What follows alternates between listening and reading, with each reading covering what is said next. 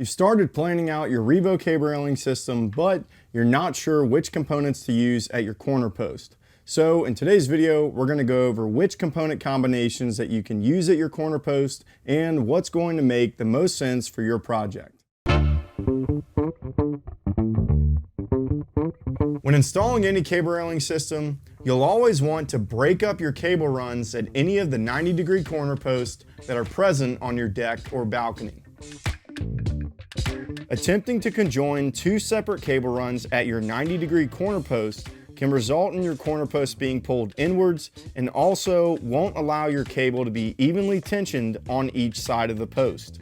Since each cable run in your system has end stops holding your cable in place at one end of the run and tensioners tensioning your cable at the other, you're likely going to have any of the following combinations of tensioners and end stops at your corner post: tensioners and tensioners, tensioners and end stops, or end stops and end stops.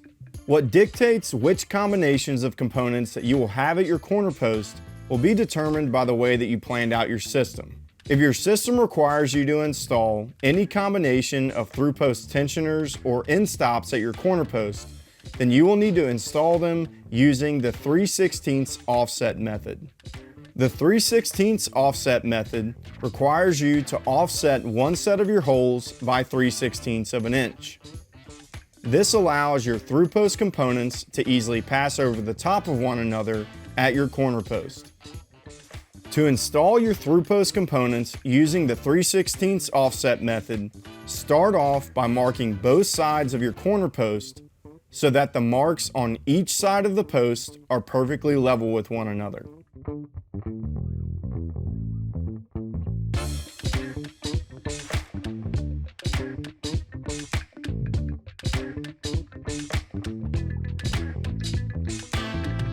Once your post has been marked, drill the north to south running holes at your corner post right on each mark.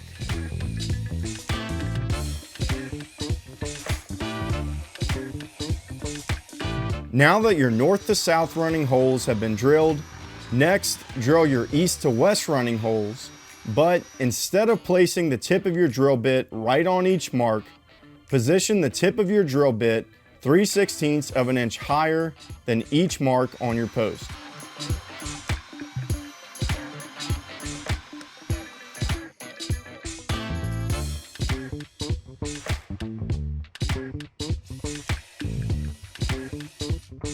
Once your east to west running holes have been drilled, you should now have partially intersecting perpendicular holes in your corner post and will now be able to easily install your thru-post components at your corner post without them interfering with one another. Keep in mind that the only time you'll need to use the 3/16 offset method at your corner post is whenever you're going to be installing a combination of thru-post components at your corner post.